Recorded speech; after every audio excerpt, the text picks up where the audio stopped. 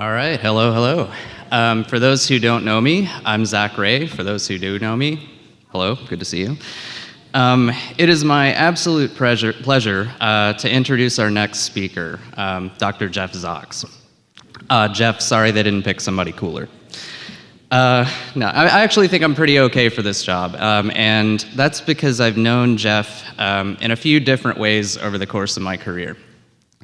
So first, I knew Jeff in the way we all kind of know somebody who's made a big impact on the field, and that's through their work. And Jeff's work really speaks for itself, right? I'm not gonna rattle on all of his achievements and all of his studies. They're voluminous and they're fantastic. But what I do want to say is people make their mark on their field in different ways. So some people find, a really big result that changes the game. Some people make a methodological advance that kind of flips the script on things. Some people, make a paradigm that a lot of people adopt that changes things. And Jeff's, of course, ticked a lot of these kinds of boxes, but he's done something that I think very few people in this room or anywhere really can claim. He kind of birthed a whole corner of our field, right?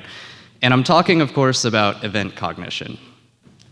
Jeff wrote the book on that. Now, I mean, literally, he wrote a book called Event Cognition. And across a whole host of methods, Jeff's paved the way for us to understand how our messy experiences get carved up and lumped together in meaningful ways and separated from one another. His research program essentially tries to figure out how all of this actually works and makes sense in our brain and makes strong memories. And that brings me to a pretty amazing thing about Jeff's career, and that's the profound influence that his work's had on even the most cutting-edge stuff that we're all talking about right now today. Just think about how many people are studying the effects of event structure and event boundaries on memory right now. So just show of hands, if this is influencing your own work, or if you think this is at least a really cool idea for how we should study memory. So Jeff, I encourage you to look around and just see the impact you've had.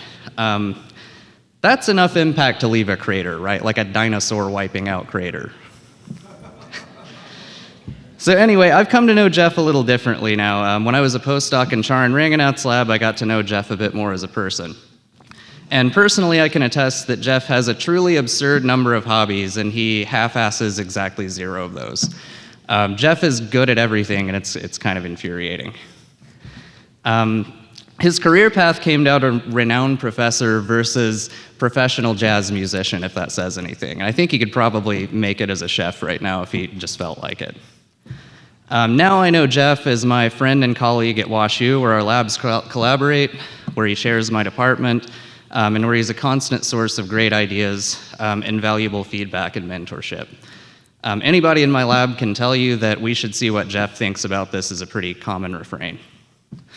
Beyond being a brilliant scientist and a walking encyclopedia of relevant studies in your field or anyone else's field, Jeff's just a kind, wonderful, insightful, curious, and overall great dude. And as many of you know, and as some of you are about to find out, he gives a killer talk. So enough from me. Let's go ahead and stick an event boundary right here and welcome Jeff Zacks.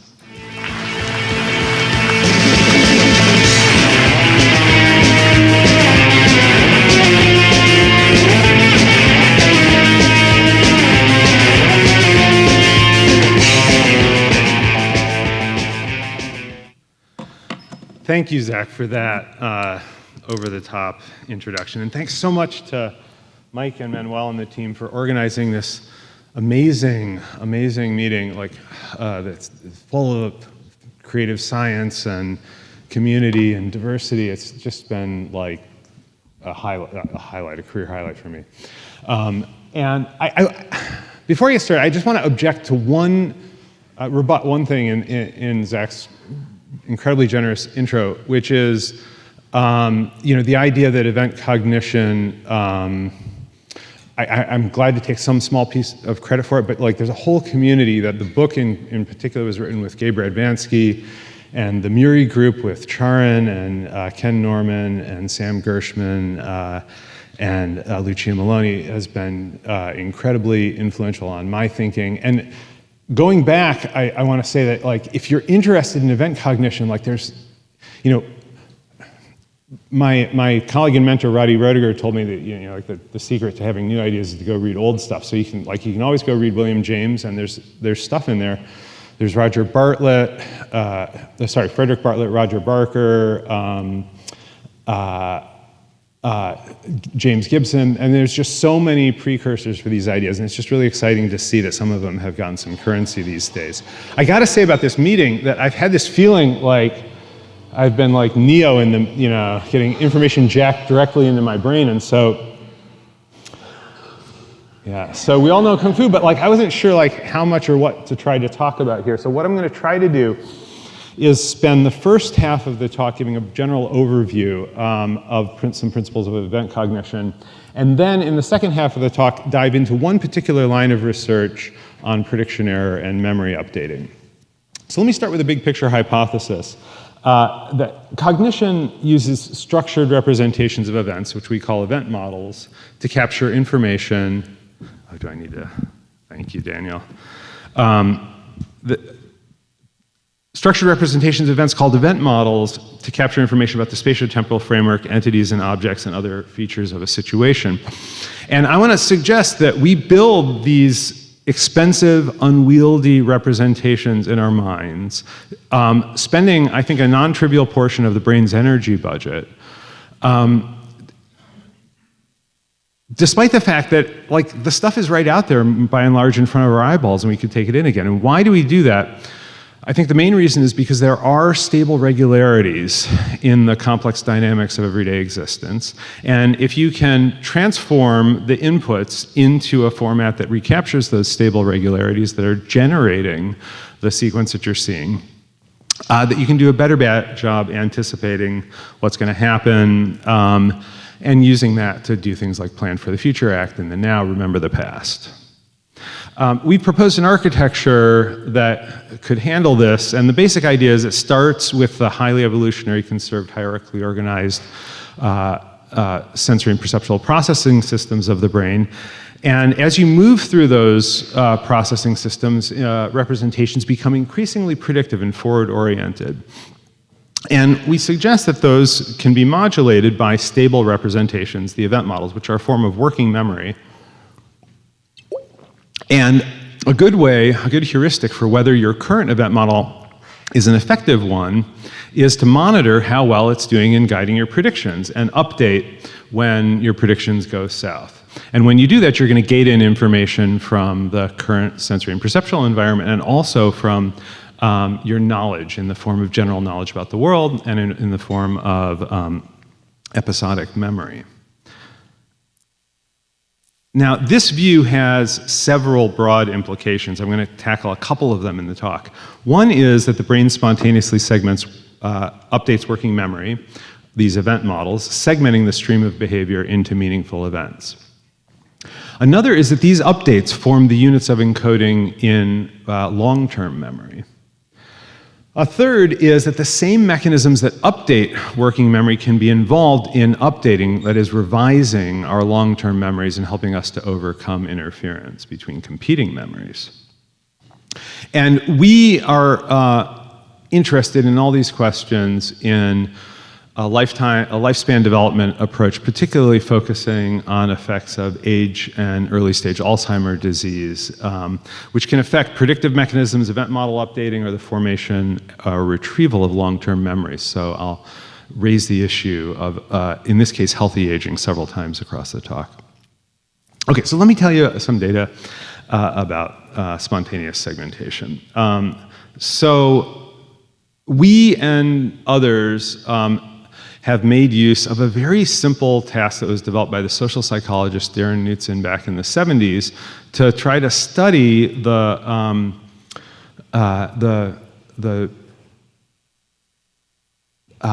psychological correlates of this updating phenomenon, the phenomenological correlates. And the task is like stupid simple. So, and we're going to try it right now. So this is audience participation. What I want you to do is to clap whenever, in your judgment, one meaningful unit of activity ends and another begins. There's no right or wrong answer. I'm simply interested in your judgment. So, okay, here we go. Oh, and in this case, I want you to mark off the smallest units that are natural and meaningful. We can instruct people and they can follow our instructions and modulate their segmentation. Okay, so small units, ready, steady, go.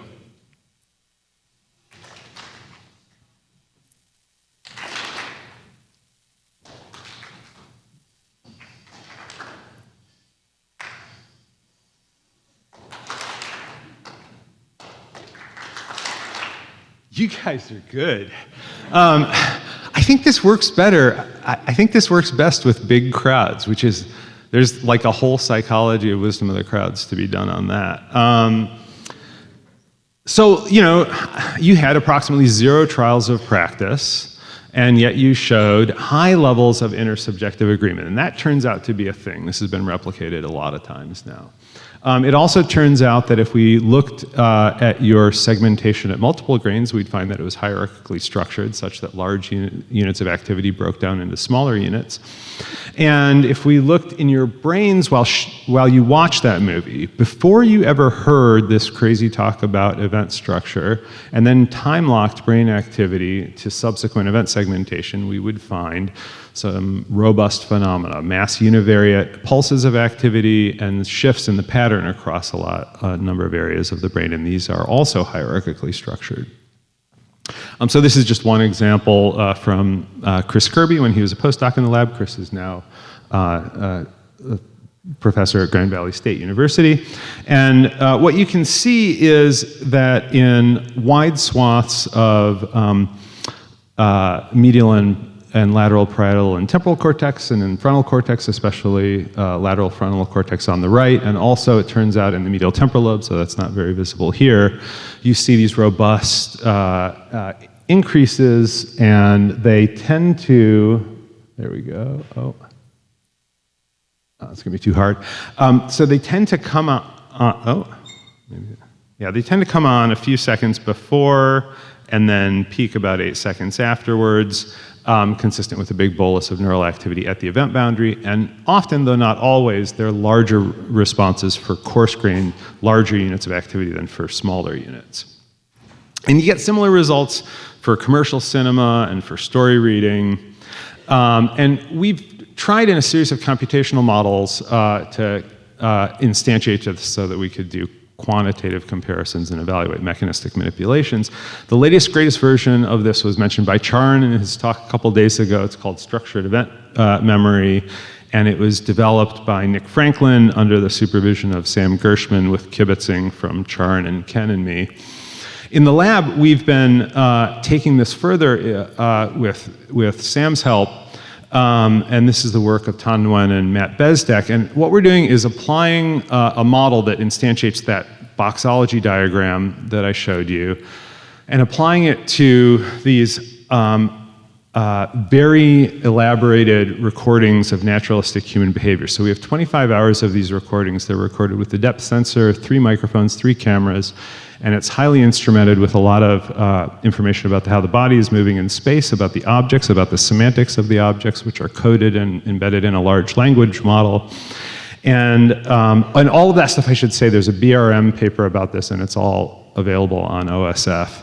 And what you can see down in the bottom, the left 2 panels are the body, the right 2 panels are the model's prediction of the body. So after training, a model based on this architecture can learn to predict behavior, and it can also learn to predict which objects the person's going to interact with. But from time to time, the Bayesian posterior probability of its predictions tanks, and at those points it updates, which is what's shown in the dashed lines in the right graph, which are lined up there with the blue line showing human segmentation data. And you can see a pretty good correspondence between where people segment and where the model decides based on this spike in prediction error. There should be an update.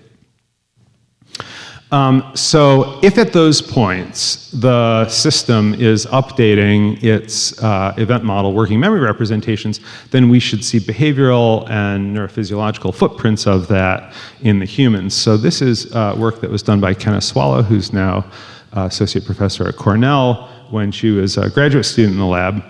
And what Kenna did is scour the cinema of the world for sequences that contained a lot of complex activity with characters and objects coming and going. And she normed these to identify like robust event boundaries that everybody agreed were event boundaries. And so this is from the wonderful Jacques Tati film, Mon Uncle. And in a second, that's Tati. He's going to walk through the door, and everybody says that's an event boundary. Okay, and so we hypothesize that as a result, you might have trouble telling me which of those two objects just went off the screen exactly 5 seconds before I stopped the clip. So, clap if you think it was the cat. Clap if you think it was the chair. Clap if you have no freaking idea.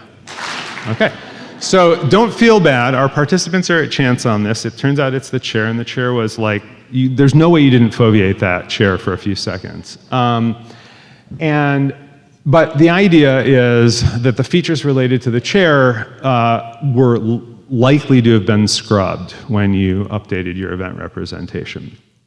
And so behaviorally, we've studied this using a really simple quasi-experimental paradigm where we're manipulating two factors. So the red dashes here are showing you the event boundaries, and the little picture of the chair is meant to indicate when an object was on the screen. So in that first one, the object was on the screen during an event boundary, and then that little arrow is showing when we test it, so it's still the same event. There's not another event boundary before we test it.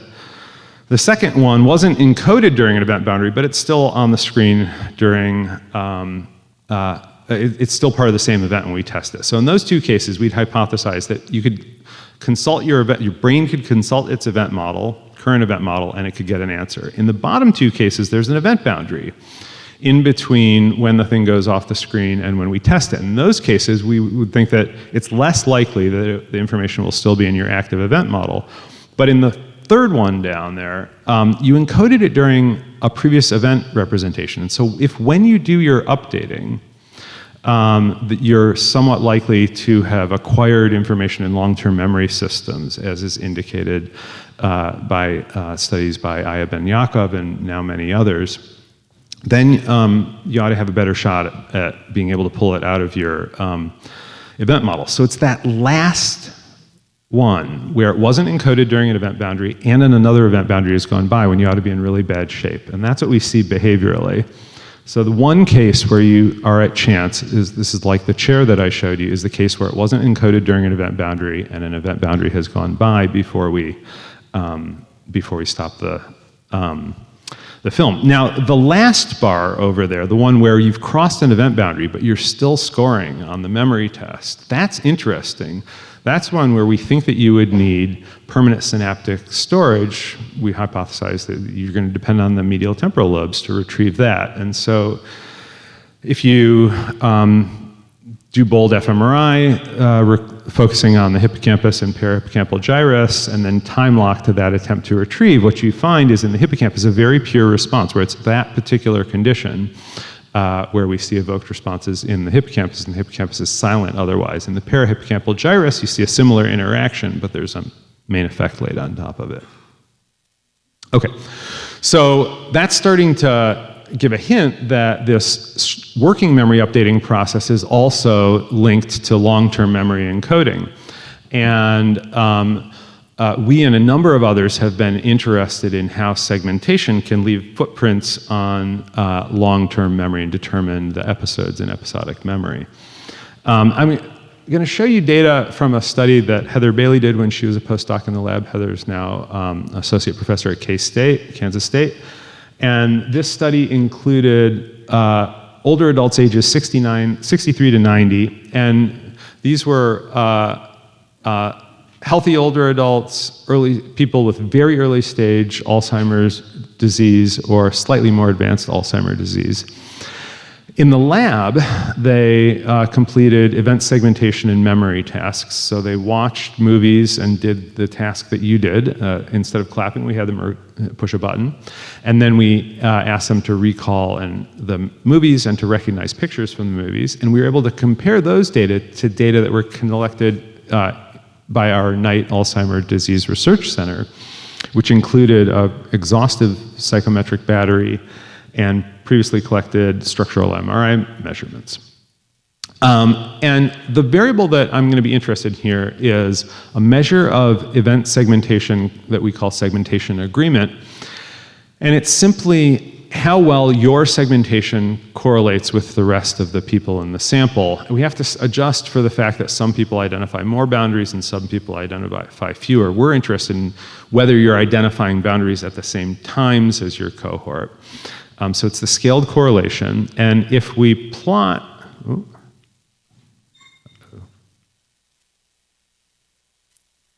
oh, there we go. Okay. So,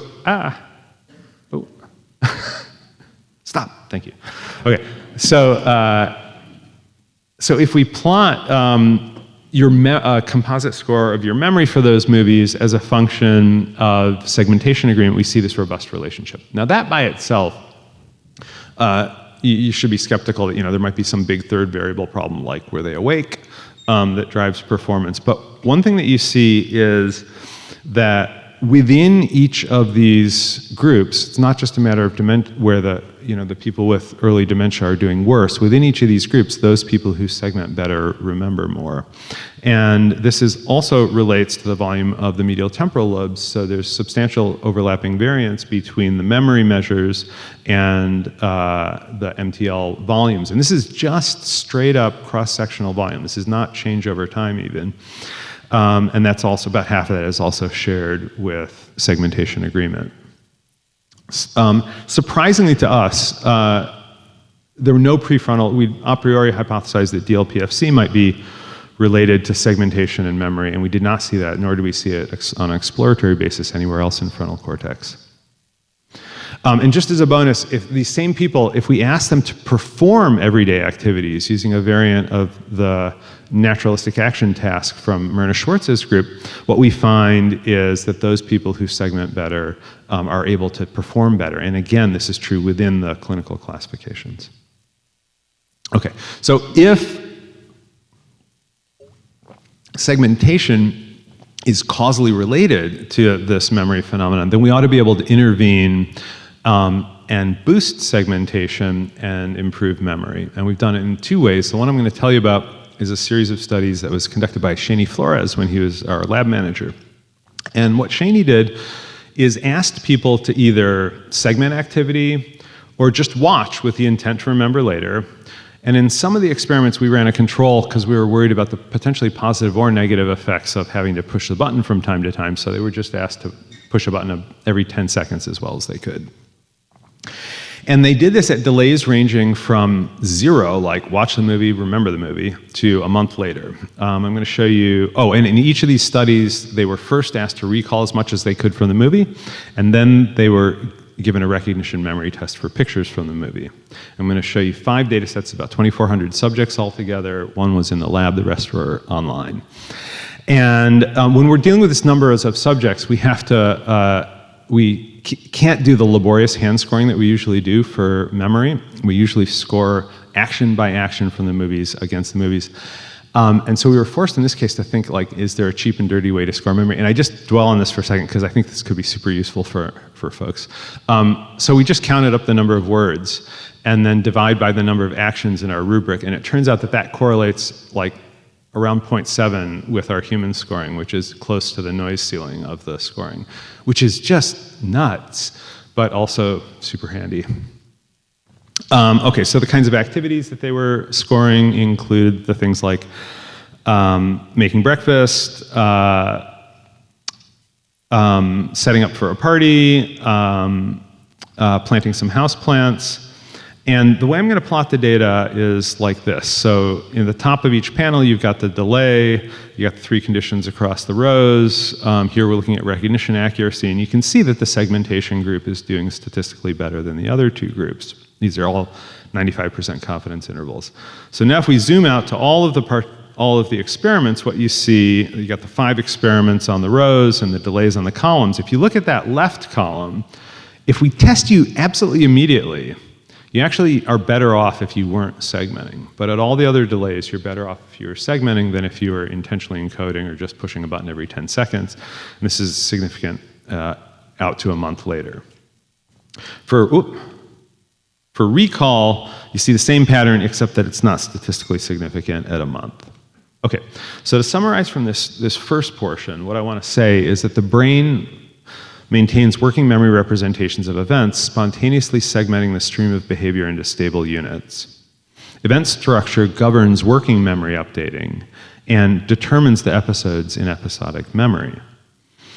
So now let me turn, so far we've been talking about long-term memory as if each is its own special, unique butterfly. But in real life, all of our memories exist in this ecology of similar experiences that we've had in the past. And this leads, as many in this room know all too well, to problems of how to resolve competition between experiences that are related to each other or maybe even highly similar. And so this line of research started as in collaboration with Chris Walheim when he was a postdoc in the lab, and continues with Chris, and he's now associate professor at UNC, University of North Carolina at Greensboro, and also critically involved David Stewarczyk when he was a postdoc. He's now a research faculty at the University of Liège, and Michelle Eisenberg, when she was a graduate student, she is now up the coast at Pacific Behavioral Health. So the basic idea that I want to highlight here is that error signals can drive learning and memory. This is not by any means a new idea to us. It's the core concept in the Rescorla-Wagner learning model.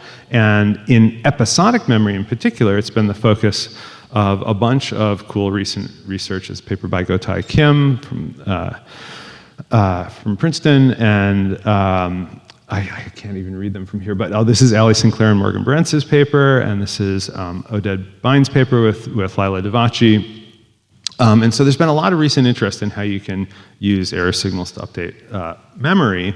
And I just want to kind of motivate the practical situation using an anecdote. So suppose that you come to visit St. Louis, and we take you to the High Point Diner with our friend Leslie, and Leslie orders a big old fat cheeseburger. And they are really, really good. So a few days later, you say, hey, could we go back to the High Point Diner? And I say, yeah, we better grab Leslie. And so as you approach, that conjunction, you've got this, on that first round, you probably set up a spatiotemporal framework that's got the space and the objects and the entities. You associated these features so that when you get this partial key, you start reinstantiating and using that to predict, and here the dynamics is really important, predicting forward some cheeseburgery features, right? But maybe Leslie got a diagnosis of cardiovascular disease in the intervening days, and so instead she orders this. Now, this is a bummer on multiple levels. First of all, look at that salad. And in the short term, it's a bummer behaviorally, right? Because you just made a prediction error, and you may have engaged, like you may have anticipatorily ordered a cheeseburger for her. So that's bad. But if you can incorporate that prediction error, use it to drive memory updating, you could really learn super effectively for the next time, and that could teach you a lot of things. So suppose that what you form, and this is an idea that I think I would trace most originally to Doug Hintzman, and it was formalized by Chris Walheim and Larry Jacoby in the domain of paired associate learning. So suppose that what you form is a representation that doesn't just include the conjunction of High Point Leslie salad, but includes High Point Leslie predicted cheeseburger. There was a conflict between that prediction and the experience feature of salad.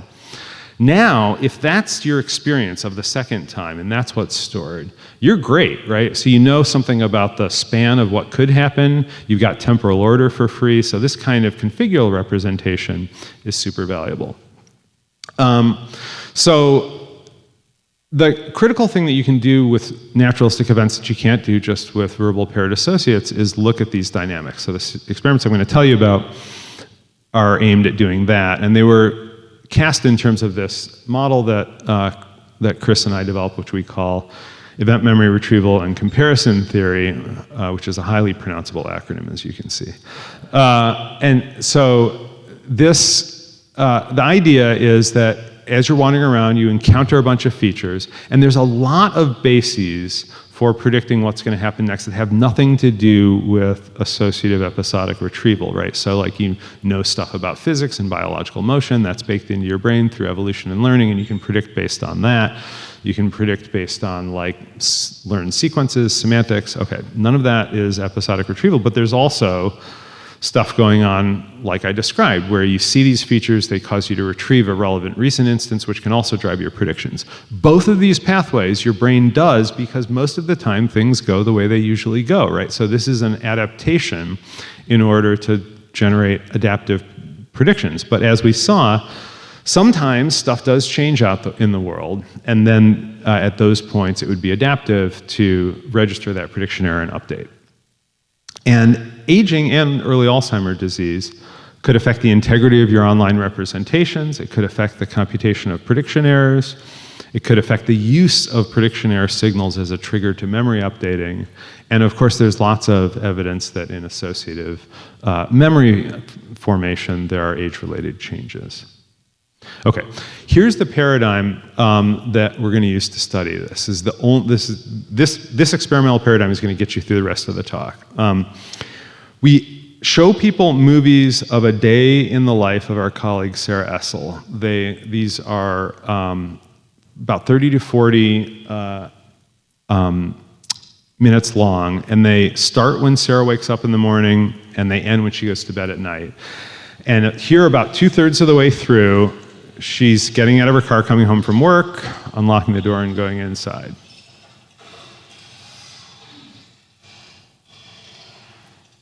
Okay. And then we ask them to watch another movie. And often, these are just right back to back in one experimental session. Sometimes we space them out. So we tell them, okay, now I'm going to show you another day in the life of Sarah. And Sarah's an academic, so her life is pretty repetitive. And so you may notice that there's a bunch of actions that she does on both days. So again, about 2/3 of the way through, she gets out.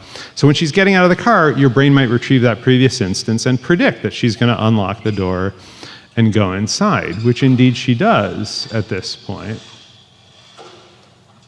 But some of you are kind of smirking to yourselves because you notice that on the first day she opened the deadbolt, but on the second day she unlocked the door handle. Okay, so if your brain registered that discrepancy and you had predicted that first thing, that would be a prediction error, and it could lead to memory updating. And so we've got 100 of these that start one way and can end one of two different ways. We actually have 2 sets of these with 2 different actors, and those are also available to anyone who wants to use them. And so here's other examples.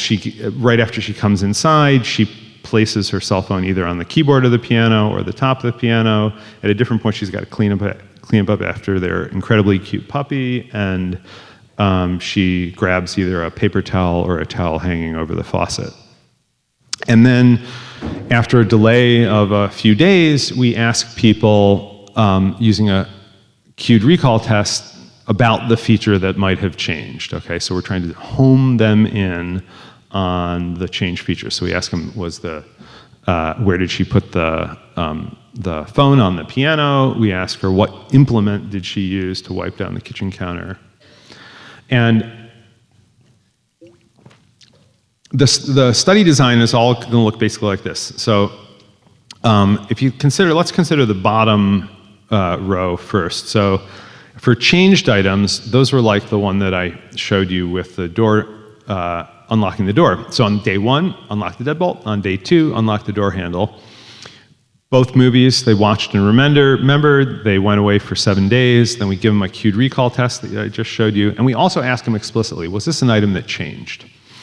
For repeated items, at the beginning of the movie, she might wake up with the alarm clock going off. The alternative is that she could have woke up with her phone going off, but we just show the alarm clock twice, so that's a repeated item. And we can also show them control items that only appear on day 2. So on day 1, she never goes into the bathroom to get a towel. On day 2, she goes in the bathroom and grabs a towel, and it's white, and she didn't grab the purple towel. So that's a control item. And for those who are aficionados of the verbal learning tradition, this ought to look like an ABAD, proactive interference paired associate paradigm, which it is, just unrolled in time. And this experiment included young adults and older adults. And so what you ought to expect is, in such a paradigm, is that if you repeat something, people remember it better. That's not exactly shocking, but that happens. And then if you change things on people, you've got, in the first case, getting out of the car paired with unlocking the deadbolt. In the second case, getting out of the car paired with unlocking the door handle, so you get proactive interference. But you get so you get proactive facilitation. So that's kind of interesting. And that turns out to be what this Emmerich model predicts. Because if you formed that configural representation that doesn't just have Sarah approaching the house, door handle in it, but has Sarah approaching the house, predicted deadbolt, saw door handle, then you're going to be in great shape.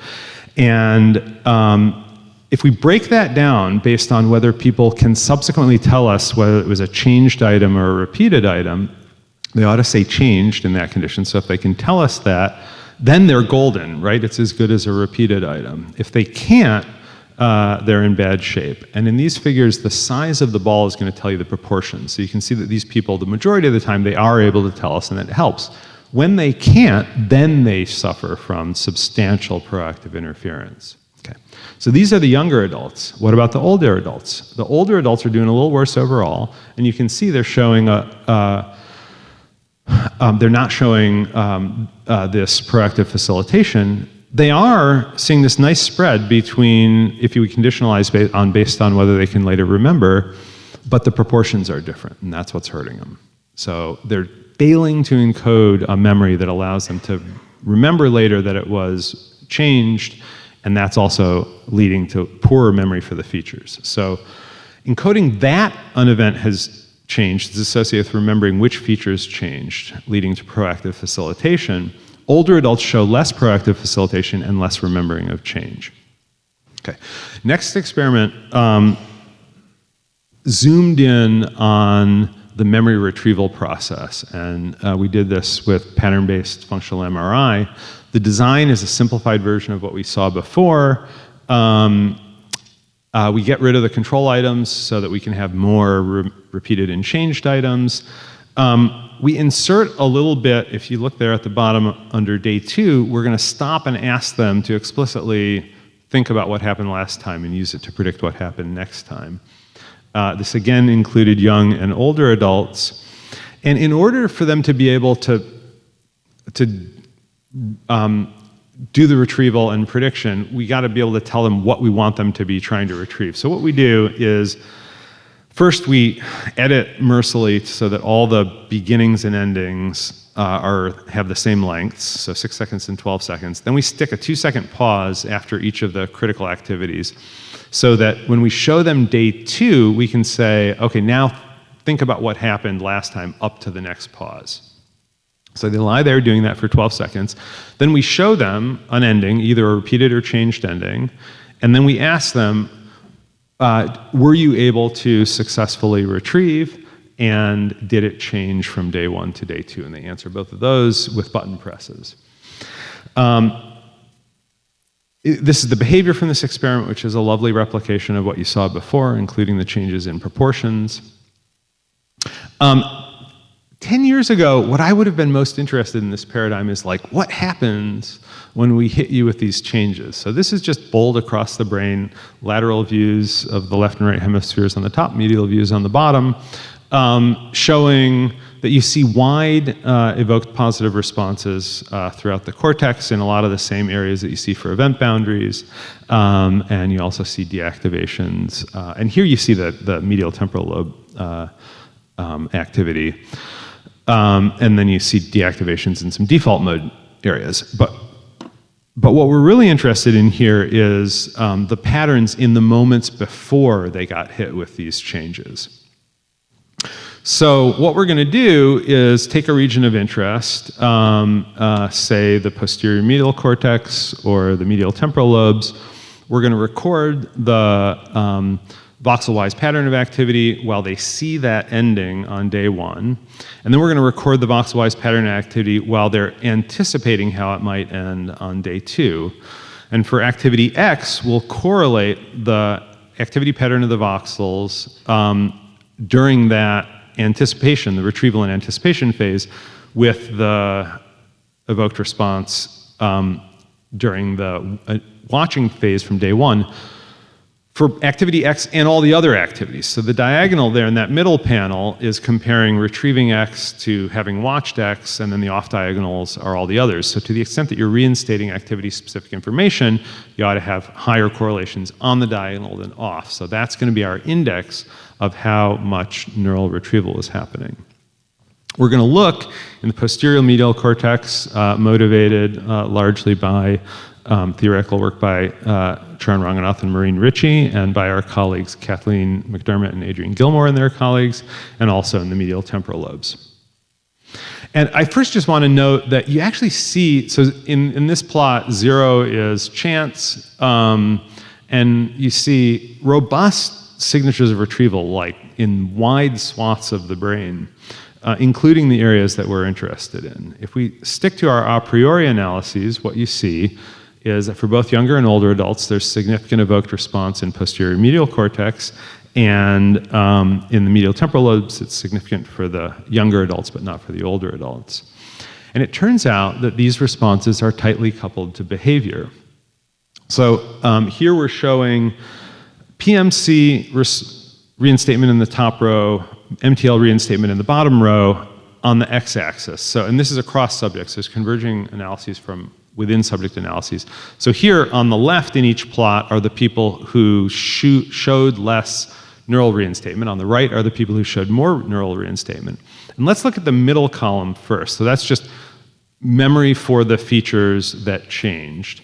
And what you see in the younger adults is that in PMC and MTL, there's this robust relationship such that the people who showed more neural reinstatement in these regions had better behavioral memory performance. And you see a similar thing on the right in the judgments about whether that item had changed or not. In both cases, in the older adults, you can see that there's little relationship between reinstatement and how much they remember. And remember, reinstatement is lower overall in the older adults. You can't see the distributions in these plots.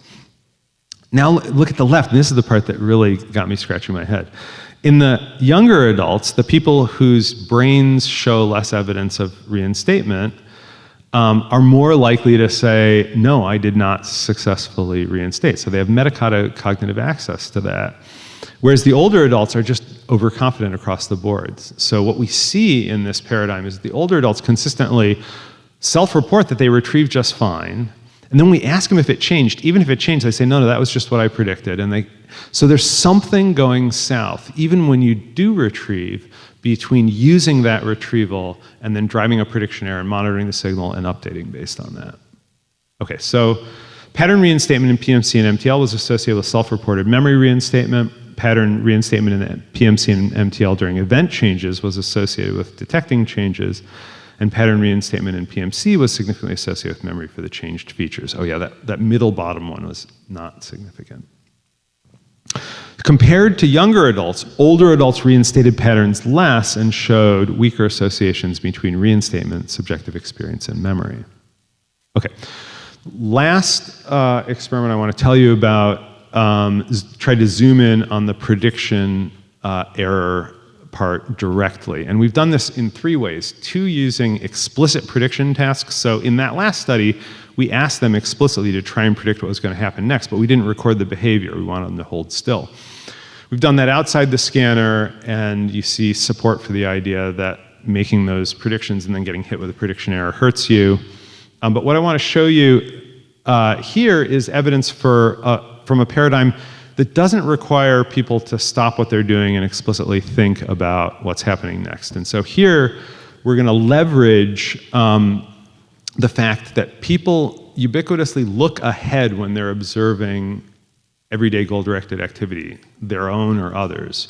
So people look ahead to, so if I start to reach for this water bottle, your eyes are going to land on it before my hand gets there. And then we're going to leverage that phenomenon. So the design is similar to what you saw before. You see the day 1 movie, the day 2 movie, you're eye tracked both times. We send you home for a week, you come back, you do the cued recall test. And then we also ask you whether the object changed.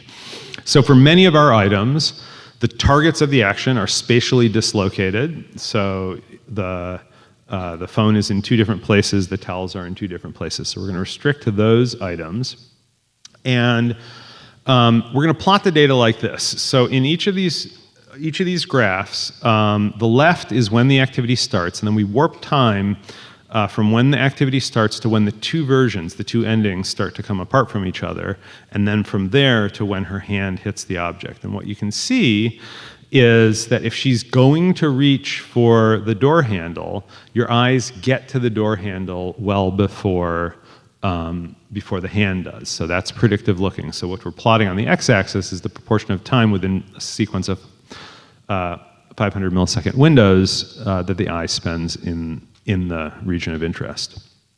Now, if we repeat the same ending twice, so she reaches for the door handle twice, then as soon as she gets out of the car and we show them the door, people's eyes start going toward the door handle. Okay, and they stay there, and by the time her hand actually gets there, they're not looking ahead so much. Whereas if they had previously seen her reaching for the deadbolt, you don't see this elevated predictive looking at the beginning of the event. You see it at the end of the event, and they're still looking there right when her hand gets there. They're still catching up. So where are they looking in that initial part? If you look down in the bottom right, you can see that there's elevated looking to the alternate. So they're looking at that thing that they had seen her reach for before. So that's a memory-induced predictive looking error. And the theory claims that those are what's causally responsible for inducing the formation of this configural representation. And if that's true, then it ought to be the case that if we backsort the looking data based on whether they can later tell us, oh yeah, that was a changed item, that we ought to see those errors just in the cases that led to successful memory updating. So we're going to zoom in on that, and that's what you see here. So looks to the target don't show much of an effect, but looks to the alternate in that early period are elevated in those trials that led to later better memory. Okay, so in those 2 experiments, we found that memory for a similar recent event change produced errors in predictive looking when things changed. These errors were in looking, so this error in the short term was associated with better subsequent memory. That is to say, prediction errors were associated with memory updating. And so just to return to the aging issue one more time, there's no doubt that there are age-related differences in just the ability to form and access an episodic memory of a recent experience. But we also are seeing hints in the aging studies that there's something in this pathway from retrieving to predicting to using that to update that is also affected. Okay, so zooming out from the second series of studies, I want to say that we use this past to anticipate the future to guide our actions. Associative retrieval of previous related events can drive predictions, and most of the time we do this because it's adaptive, but when things change, it can lead to prediction errors, which can trigger memory updating. And aging can modulate multiple points in this pathway. So, zooming all the way out, what I've tried to suggest is that a fundamental operation of the brain is to control when to abandon and update stable patterns. This cognitive operation leaves footprints on long-term memory formation and updating. And I'll conclude by thanking once again our funders. Most of this work was funded by the National Institutes of Health and the James S. McDonnell Foundation and the Office of Naval Research. And thank the awesome lab group pictured here. And I want to note that Zach and I are collaborating on lots of stuff, and we're jointly recruiting postdocs. So if you are a late stage graduate student and this seems remotely interesting, please get in touch with us. Thank you.